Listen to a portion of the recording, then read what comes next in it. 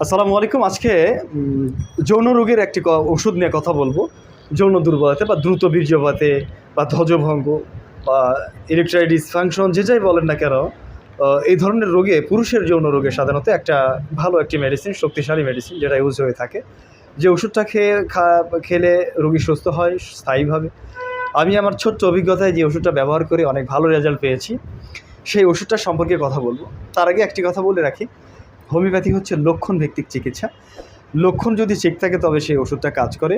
একটা ওষুধের নাম বলে দিলাম, এই ওষুধটা যৌন রোগে ব্যবহার হয়, তার মানে এই নয় আপনি গণহারে যতজন এই ভিডিওটা দেখছেন সবাই সেই ওষুধটা খাবেন, সবাই সুস্থ হবেন। ব্যাপারটা এমন নয়। কেননা হোমিওপ্যাথির রোগের চিকিৎসা করে না, রোগীর চিকিৎসা করে। অর্থাৎ রোগ একটাই কিন্তু ঔষধ আলাদা, মানুষ ভেদে। অর্থাৎ যৌন দুর্বলতায় যারা ভুগছেন তাদের জন্য হোমিওপ্যাথিতে অনেক মেডিসিন আছে, অনেকগুলি ওষুধ আছে। তার মধ্যে থেকে একটি ওষুধ হচ্ছে ক্যালকেরিয়া কার্ভ। ক্যালকেরিয়া কার্ভ দিয়ে আমি আমার ছোট্ট অভিজ্ঞতায় খুব মিরাকল রেজাল্ট পেয়েছি। আমার কাছে এমনও পেশেন্ট আসছে যারা এভাবে বলেছে, চিকিৎসা সুস্থ হওয়ার পর তিনি মন্তব্য করেছেন, খুবই বাজে অবস্থায় ছিলাম, শ্বশুরবাড়ি পর্যন্ত আমার বদনাম হয়েছিল, এখন আলহামদুলিল্লাহ ভালো আছি, সুস্থ আছি। এই মন্তব্য করা পেশেন্টটাকে আমি আমার প্রথম ক্যালকেরিয়া কার্ভের প্রথম একজন পেশেন্ট, তিনি এই মন্তব্য করেছিলেন, তিনি সুস্থ হয়েছিলেন। তাকে আমি ক্যালকেরিয়া কার্ভ 200 দিয়েছিলাম।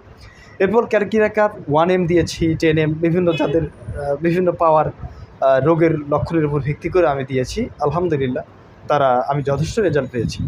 ক্যালকেরিয়া কার্ভ কাদের জন্য কাজ করে?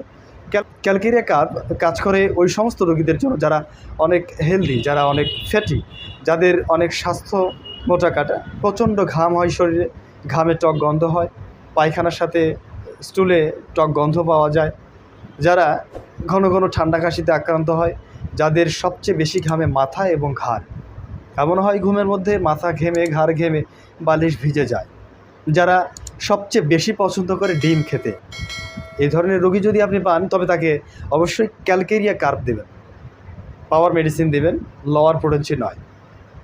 ইনশাআল্লাহ আদার্স কোনো মেডিসিন লাগবে না, কোনো টনিক, কোনো প্যাটার্ন মেডিসিন লাগবে না।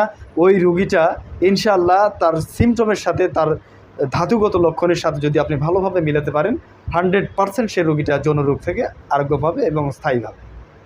আমি যে বারবার রিকোয়েস্টটা করি সেটা হচ্ছে সকল প্রকার প্যাটার্ন মেডিসিন এবং উত্তেজক কেমিক্যালগুলো বর্জন করুন। এই ওষুধগুলো দ্বারা মানুষ প্রতারিত হচ্ছে, মানুষ সুস্থ হচ্ছে না।